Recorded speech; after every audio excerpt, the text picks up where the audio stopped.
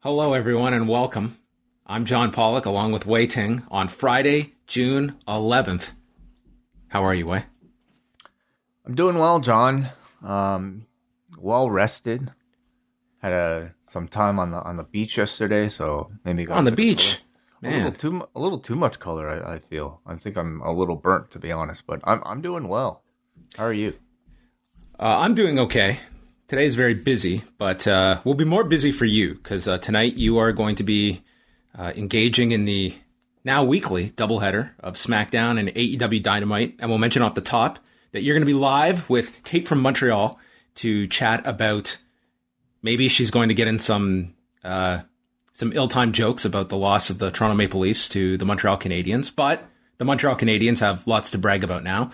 But you two will be live midnight Eastern tonight. All patrons, check it out on the Post Wrestling Cafe. Well, I wish I could be the one to set up those jokes, but I actually am completely unfamiliar with what's going on. So they've moved on, yeah, in the NHL. The Montreal Canadiens, the Toronto Maple Leafs were just kind of like a warm-up, like, that's cute, they're trying. And then blew past the Winnipeg Jets, 4 straight. So now they're on. They're a series away from going to the Stanley Cup Finals. Wow. Okay. Well, good for them. I shall. The CN Tower has jumped provinces, and now the CN Tower is supporting the Montreal Canadiens. This turned into an actual story in Toronto. I don't know why, but this is somehow on the level of treason, I guess. Well, listen, you got to prioritize, the important events going on, and our building's colors. Come on, that's a big story. That's what's on everybody's minds. A sacred act. I shall ask Kate tonight on Rewind to SmackDown, and you will be missed, John, of course. But I'm looking forward to talking to Kate, not just about SmackDown, but getting her thoughts on AEW. She's somebody who watches everything very closely, so I'm very curious to see what she thinks. And of course, we'll have plenty of time for all of our audience's Zoom calls. So that is available, of course, every Friday. Tonight, this will be at midnight because we'll have Dynamite. So midnight tonight for all Post Wrestling Cafe patrons and available in our archive afterwards. By the way, we are putting the Dynamite reviews up on our YouTube channel. So to go subscribe afterwards to youtube.com/postwrestling. Yes, a lot of feedback we're getting on our YouTube channel. It's the little engine that is growing up at Post Wrestling or youtube.com/postwrestling. And we will be live there right after the UFC 263 card that you can check out Saturday night, right after the pay-per-view. That's free for everybody. And we've got a preview show posted with Phil Chertok and Eric Marcotte chatting about Saturday's card, which, Wai, I know you just kind of are in and out when it comes to MMA. Forget the pay-per-view on Saturday. I think you should spend maybe 15 minutes and just watch the press conference from Thursday. Specifically, Israel Adesanya and Marvin Vettori, as well as Nate Diaz just openly lighting up a joint and just smoking while these guys are cutting promos on each other. I always have time for a Diaz brother press conference. That to me, it transcends the world of combat sports, so I'll definitely make time for that. And your post show tomorrow as well with the Phil. Just Phil, yes. Eric will be manning the website on Saturday. But tonight, SmackDown. All we know so far is the Street Profits against Otis and Chad Gable. So square away your Friday night from 8 till 10. It's a big tag showdown. And then Dynamite, tape show from Daly's Place, has the Young Bucks and Brandon Cutler against Penta, Pac, and Eddie Kingston. Miro against Evil Uno for the TNT Championship. Christian Cage against Angelico, that I'm looking forward to. Hangman Page and 10 against Brian Cage and Powerhouse Hobbs. Nyla Rose versus Layla Hirsch, Lance Archer in action, The Pinnacle will appear, and Cody Rhodes makes a special announcement. Maybe he's going to try and bridge the UK fans back on board, and we can all be like Montreal and Toronto, that we can all be unified for a common goal. But I would not say this is a Dynamite that the lineup is jumps off the page at you. They're coming off, I would say, a Dynamite last week that seemed to be definitely on the lower end of Dynamite's usual quality. It's kind of felt that way, not just in terms of, the content of the show, but in terms of the ratings, of course. And so we try to see this week if the quality of the show will be any different. I definitely think it's been some of the weaker editions of Dynamite that we have seen throughout the show's run. So yeah, there'll be plenty to talk about. I mean, for the first time, actually, I feel like there's a bit more interest in even what's going on in Impact than there is in AEW for the AEW Championship.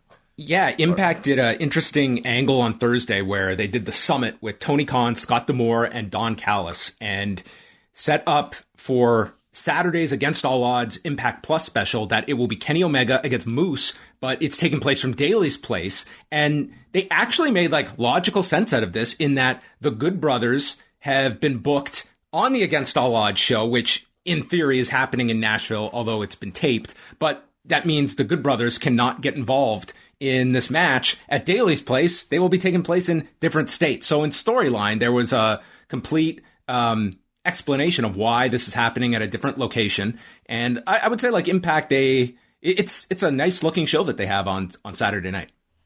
So that is the storyline reasoning. Why do you think is the real reason that this is happening in Jacksonville? I don't think like there's any like grand reason for it. I think it works into the story, and given that it's at Daly's place, I guess it was taped recently, and it's just a way to have a different location, and probably I don't know what really goes into the thinking. Like I don't see any giant advantage to doing it at Daly's place. It fit into the story, and it gives just kind of a different backdrop to it. Getting out of that empty arena at Skyway Studios, I think it's not like you're going to have packed fans or anything, but I do think the Daly's place empty environment is superior to Skyway Studios. It'll be interesting to see how the broadcasts change. Commentary teams, I imagine, will stay the same. I imagine so. I think it's going to be, we had Josh Matthews filling in for the last tapings because Matt Stryker was unavailable. So I imagine it's Josh Matthews and D'Lo Brown. But they've also got, we won't go through all the matches here, but the ones that stand out, Satoshi Kojima against Joe Doring, Deonna Purrazzo defending the Knockouts title against Rosemary, Rich Swann against W. Morrissey. I really don't like that name. I know it's his real name, but it's like W. Morrissey. You know, unfortunately, going by Morrissey, I don't know if is that much of a better choice. So it would either be W or I don't know, Will Morris. Is that what the W? E. Morris E. Morris E. Dangerously. How about more? Yeah, more is E. More is E. Less is more is no. You and I did an unbelievable accomplishment here. We came up with way worse names than W. Morrissey, which, as I started the sentence, did not think was possible. But there you go. Maybe he's going with the best of the available options that came to him. Why don't you contract them? And instead of W. Morrissey, Warrissey. What about it? Could he get away with taking Cass E? Cass E. Cassie. Cassie. I don't know. Bill. Can he go with Bill? Bill. Yeah, I think that works. Yeah. And then the other attachment to this is that Sami Callihan will team with Tommy Dreamer to take on the Good Brothers, and Callihan has been set up as the challenger for the winner of the Moose Kenny Omega match for Slammiversary next month. So interesting that they're going with Sami Callihan for that big pay-per-view challenger spot. Kind of, Callihan is, someone that is a pretty featured performer in Impact. I'll say just watching Impact a lot more regularly now, I think maybe it's too early to do this, but I hope at some point, if they've got a limited amount of Omega matches, I think Omega and Josh Alexander is about the most interesting match that I would like to see off the Impact roster of different names that you have at your disposal. Yeah, sure, I could see that. For me personally, I do think Callihan is up there in terms of like the Impact rosters, maybe higher profile single stars, as far as interesting style matchups for Kenny Omega. And I'm actually, interested to see what they come up with. You would have, of course, have to assume that it would be Kenny winning that match. Wai, if people listen to this podcast, this video, and at the end of it, someone doesn't like it, do you think on the next post-wrestling conference call that you're going to get upset and say, I don't know why all of our listeners have to pay such close attention. If you don't like it, don't listen. Will I say that? I mean, if I hear enough negative comments and I get asked about it, there could be a chance. Yeah. Did you hear any of the Paul Levesque conference call on Thursday? I did not, but I've read the notes and I'm familiar with the comment. Yes. I think that this is happening. It's not like Hunter is usually very good on these calls, but I think that it is. I just think it comes off really just poor. The way it just seems to be such a disdain at times for like what he was citing about fans trying to get ahead and figure out where stuff is going, like the general principles of fandom. I just thought it was like, I don't know. It just seemed to me a very, you might have just caught him at a bad moment, a bad day. But on these conference calls, I think you kind of have to be on for these. And I just thought it was like a really poor way to come across to your fan base of like, God forbid, people are going to have critiques of your show, that they are going to imagine where things are going. And the message was largely just shut up and enjoy the show and don't think. Well, I haven't heard the clip. I've only read a recap of it, so I can't really specifically speak. But I mean, it's not uncommon to have any fandoms where fans will dissect minutia and criticize every single little aspect and be unhappy if it doesn't go their way. And from a creator standpoint, I can see the frustration in having to deal with all those expectations. And maybe there was a moment where, I would say Triple H is somebody who is typically very controlled and very,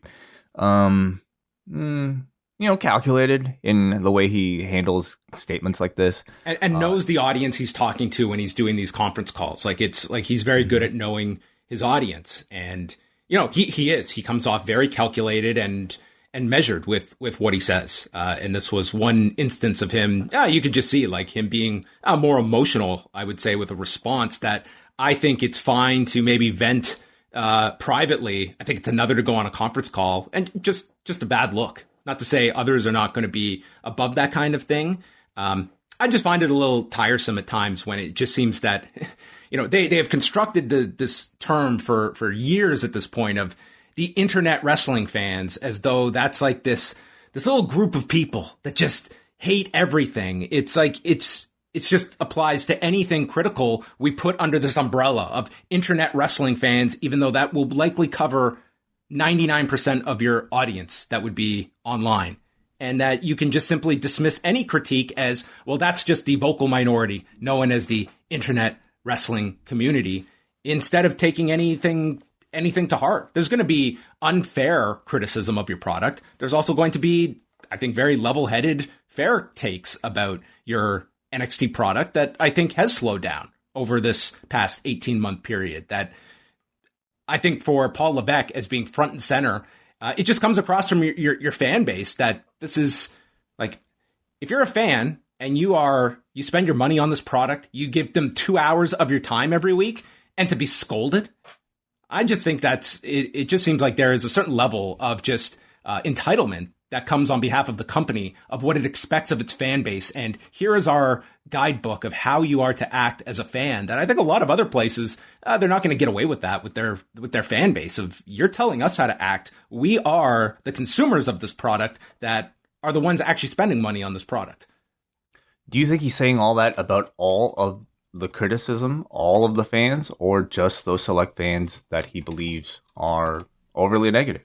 Well, again, these are just wide sweeping statements that he made, where he doesn't narrow in on a specific criticism or a specific group or anything like that. It's just fans. He just puts it in like quotations, like there's fans out there that just hate everything and just want to find out and spoil the experience. It's like, you're never being specific about any of this. It's just ranting. Well, how can you be that specific on a conference call? Well, what are you referencing? Did these, you what obviously, was the question? The question was actually about talent moving up to the main roster and some of them not moving as quickly up to the main roster or not finding success on the main roster. And then he went on this whole sidebar rant. Okay. So I don't even know if there was necessarily room to specify any particular. I mean, it sounded like he did. He said there are some fans, but again, like, we're making a whole lot out of, I think, a small answer, in my opinion.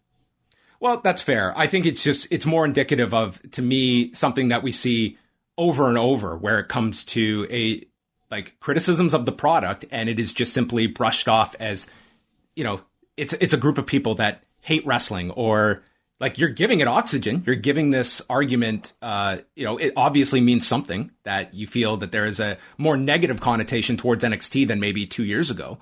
So it's to me, it just was somewhat telling, the frustration, showing his cards, so to speak, on this conference call of what I'm sure are his legitimate feelings. But I think some justified, but other aspects not. I think you can look at valid criticism of a product.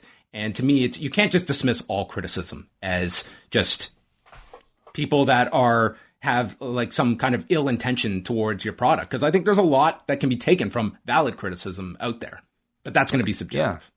Man, and I couldn't tell whether or not from reading a recap of this that he was specifying all criticism or just those people that, maybe give unfair criticism. But in either case, doing any sort of this type of PR is, can be seen as a political act. And you have to watch your words, because if you say the wrong thing, even if you don't really mean it, it's going to be blown up and requoted and put into headlines in various ways and interpreted in various ways. And if some people came across with the opinion that he was trying to criticize every single type of fan, then perhaps definitely it was a bad look for Triple H.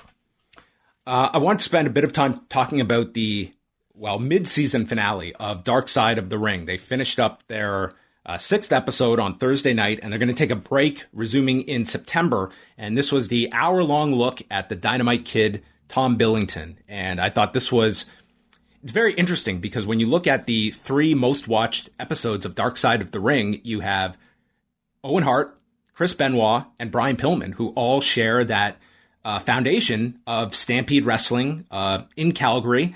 And I would imagine, Tom Billington certainly falls into that category. And I'm curious to see how well this one does, because, Tom Billington is a very, I think tragic figure would not be completely accurate, because that would suppose that none of this was brought on by himself. He was a guy that drove his body to the absolute limits and then some, paid an unbelievable toll, and was somebody that, left a lot of wreckage in his path. And in this documentary, they had some of the key people they interviewed was his former wife, Michelle, 2 of his 3 children, and then a lot of his friends. And yet at the end of this, even after that just brutal reenactment of this New Year's Eve fight at his home where he pulls a gun on his wife, at the end of it, you're still getting a lot of, complimentary memories of Tom Billington, like that there for all this man's flaws,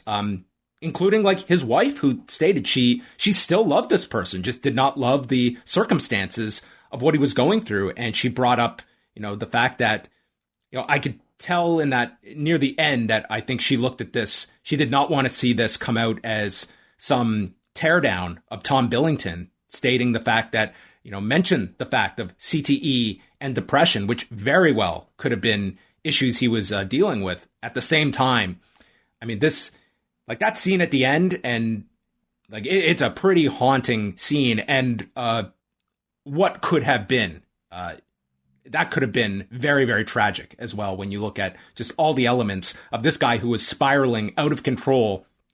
And probably the absolute best situation was the fact that he was sent back to England and just away from all of this. But I mean, he's a guy who, died just a couple of years ago, and, his career is largely over by his early 30s.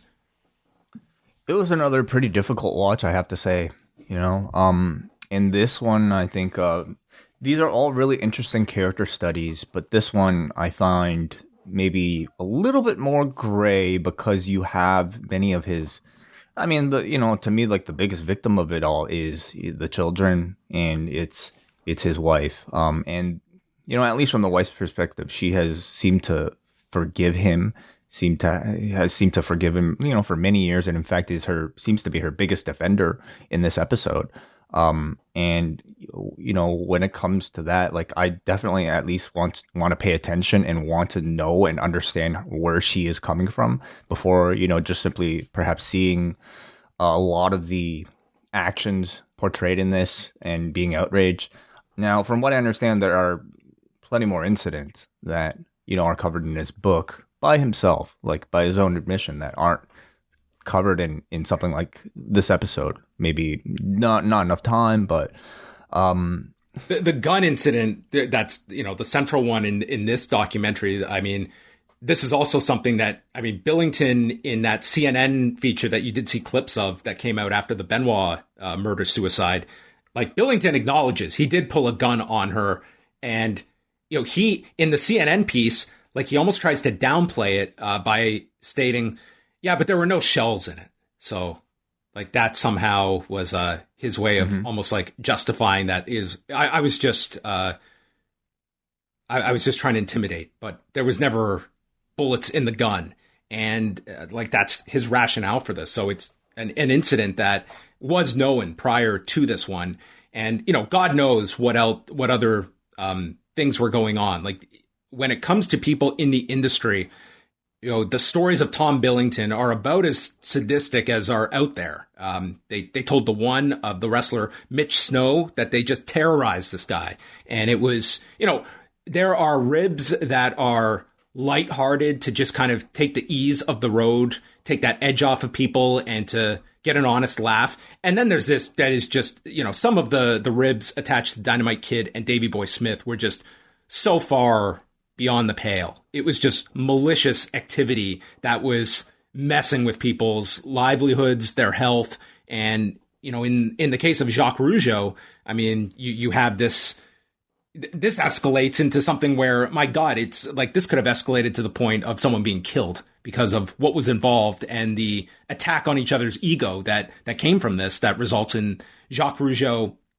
And the story had always been that Jacques Rougeau had come to the back and his gear had been totally destroyed.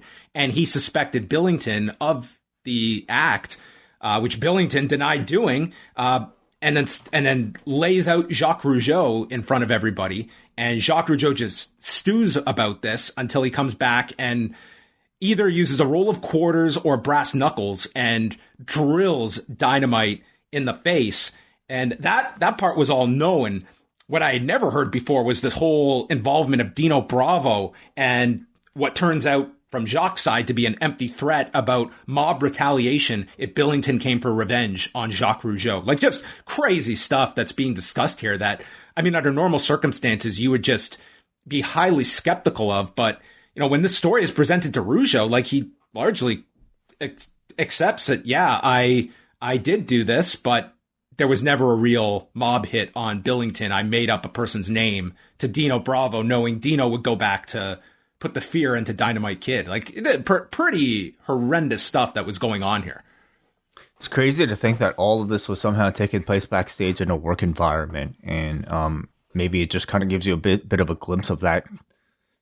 What sounded like a pretty awful, overly competitive culture involving not just that, but like, the great copious amounts of steroids and other drugs that seemed to have travel that was insane at the time. Like you're talking 3 cities a night where, I mean, you had guys on the road nonstop. They're crisscrossing the country. It's the drugs. Like you're taking stuff to get up, stuff to go to sleep. You've got to maintain your look when, I mean, just, it's unbelievable what these guys are on. And then you're throwing in all of this mental anguish on top of it. Like these were ticking time bombs in this locker room.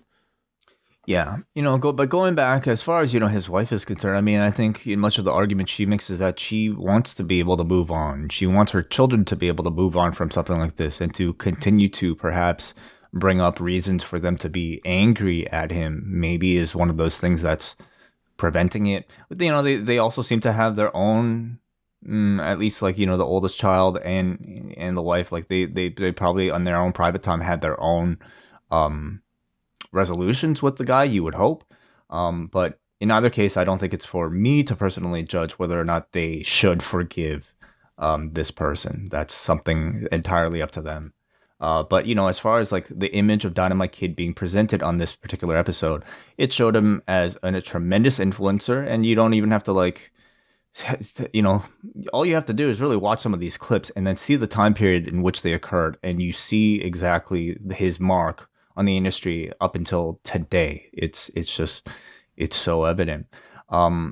They make a case for that, but then of course they also, talk about the tremendous sacrifice that he supposedly, gave for his body that ultimately resulted in the end of his career and then the great deterioration of his personal life. So I can't really say coming out of this I'm a fan of Dynamite Kid whatsoever. In fact, it makes me hard to watch his matches knowing what the person he was behind the scenes.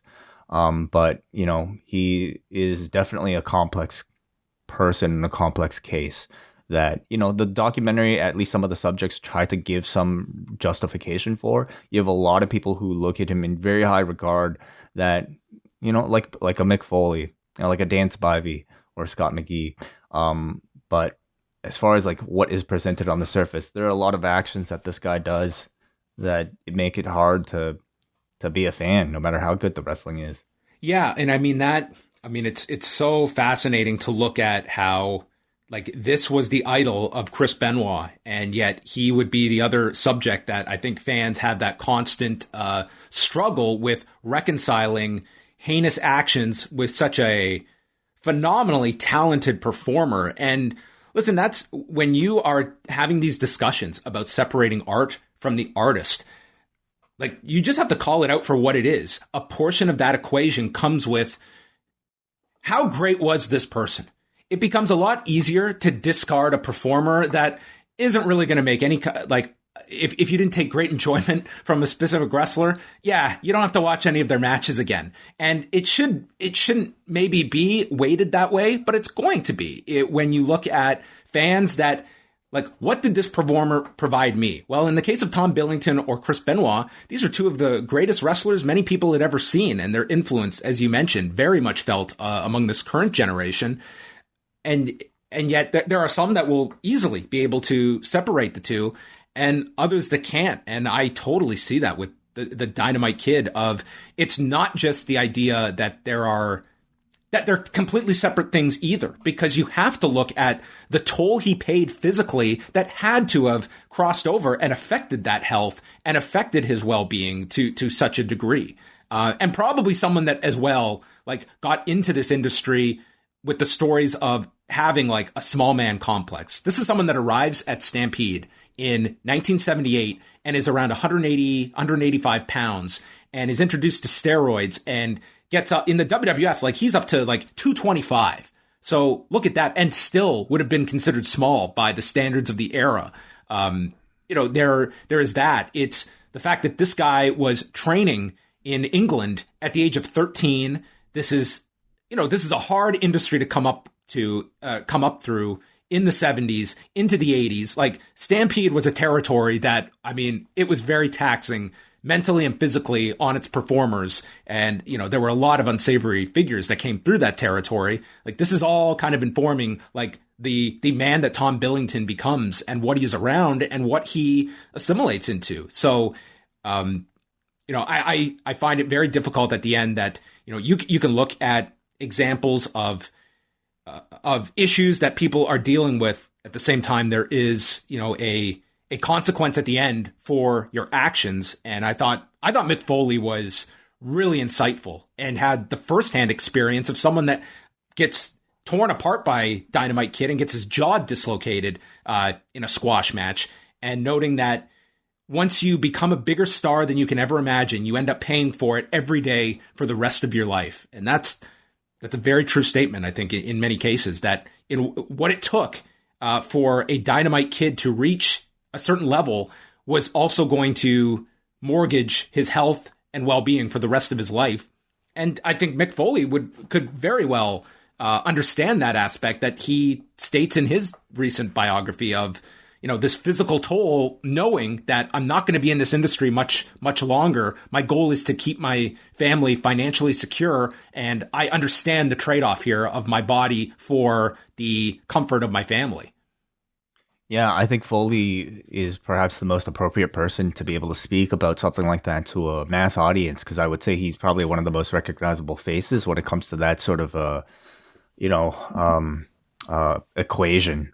But the big difference I would say between the two is that Mick Foley made those sacrifices and still seemed to stay a good person throughout the rest of his life. And never fell into drugs or painkillers, alcohol. Mm-hmm. Like, this was a guy that, I mean, that guy had an unbelievable whether you want to call it like internal code or just an extreme ability to take all of this pain and look at the telltale signs of others that had gone down that path and to avoid it. Like, that is remarkable when you look at some of the scarier cases in pro wrestling, and that Mick Foley never went down that dark path when it came to drug use. Yeah. And so, I feel like some of the argument in this show comes from like perhaps his wife, defending her ex-husband due to the causes of CTE and due to depression. And I think those are actually very serious things that should be looked into. Without having known like any sort of concrete evidence, though, like simply being presented the facts, again, makes it kind of difficult. Now, I'm not going to begrudge anybody who is a fan of the Dynamite Kid, who grew up watching the Dynamite Kid, or, has gotten into his work. Like, it's like music or like any sort of art form, or like, like using a product of like if you're using an Apple computer. I mean, Steve Jobs wasn't necessarily a good person, but we all enjoy our iPhones. The thing is like wrestling is obviously very different from, Steve Jobs creating an iPhone, because you have the character's face on the thing that you're watching every single day. It's, they are integral in the production of it. It's 100% or 50% at least, up to them how good of the match is. So it could be a lot more difficult. So, but ultimately it's up to the viewer, and I don't necessarily think there's a right or wrong answer. It's completely personal. No, I think I'm always hesitant when it's other people kind of dictating what your comfort level is going to be. That's to the individual. I mean, if you can sit down and watch something and you don't want to know this side, like that's fine. I thought it was such a sad visual that Julie Hart shared in this, where she said the last time that she was with Tom Billington, it was just him sitting there watching hours of his matches with Tiger Mask. I thought that was just such a depressing story to hear of what is going through as he's realizing I can no longer do this. And I'm in the prime of my life, like 33, he's pretty much done. And you're talking about in an industry where, people are not even hitting their peak yet at 33. Yeah, I believe her, to paraphrase her, she said it was like, there she was, sitting there watching the end of greatness.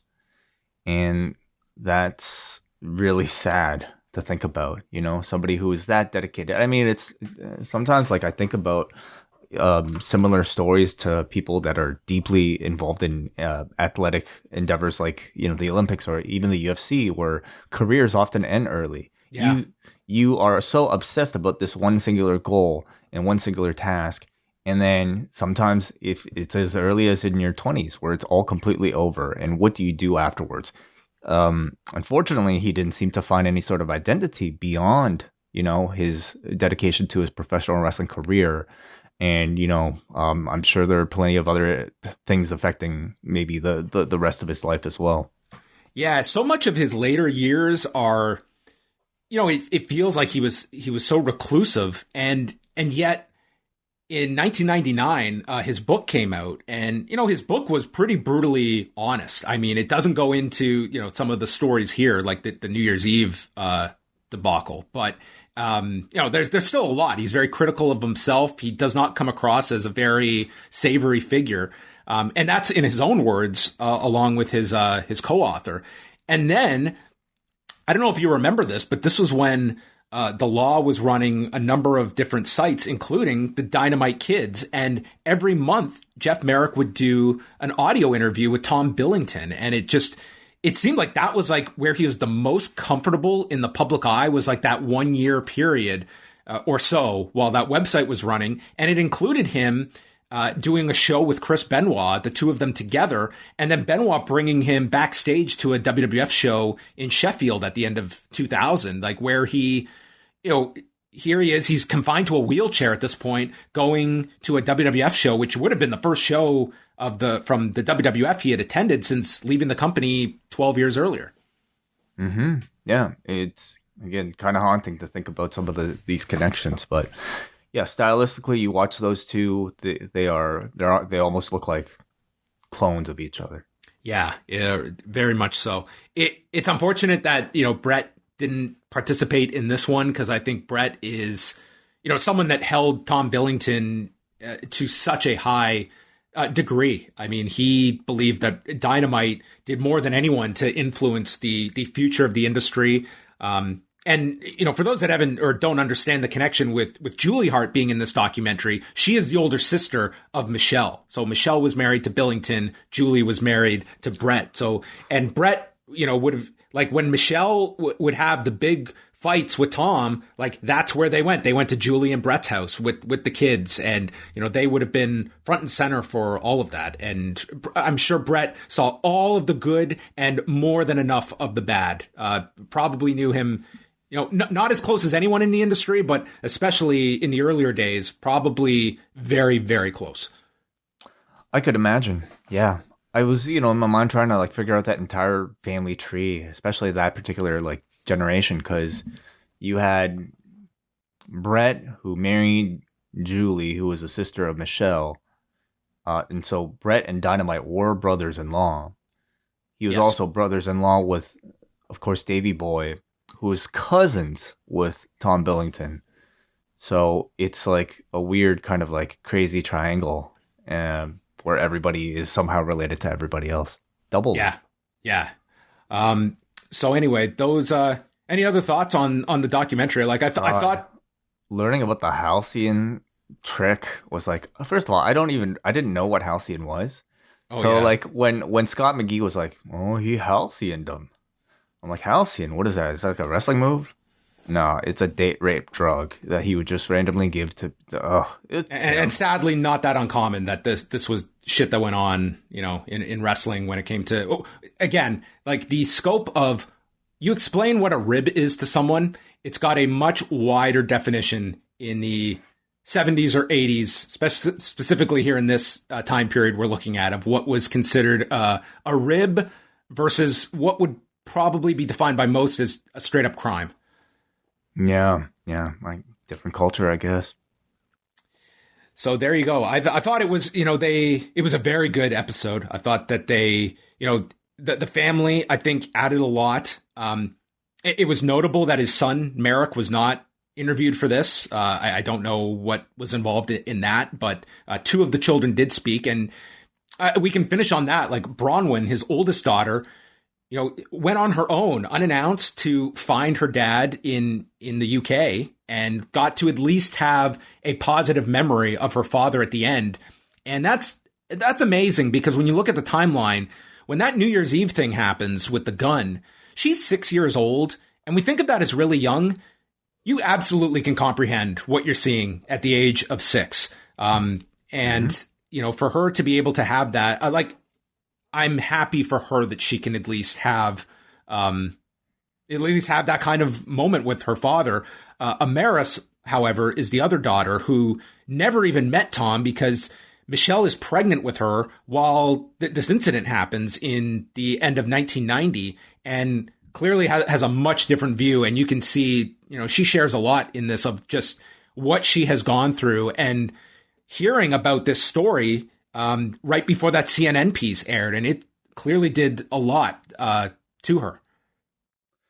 I can't imagine like the effect of, only knowing your father through story, only knowing your father through, other people's accounts. And, from the sounds of it, her mother gave her a great account of her father, who he was, what a great, maybe husband at the time he was, and what a great professional wrestler he was.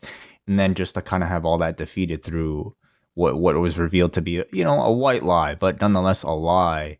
I imagine, you'd start to question a whole lot about your upbringing and about your life. So hopefully she's at the age now where she's been able to work through a lot of that.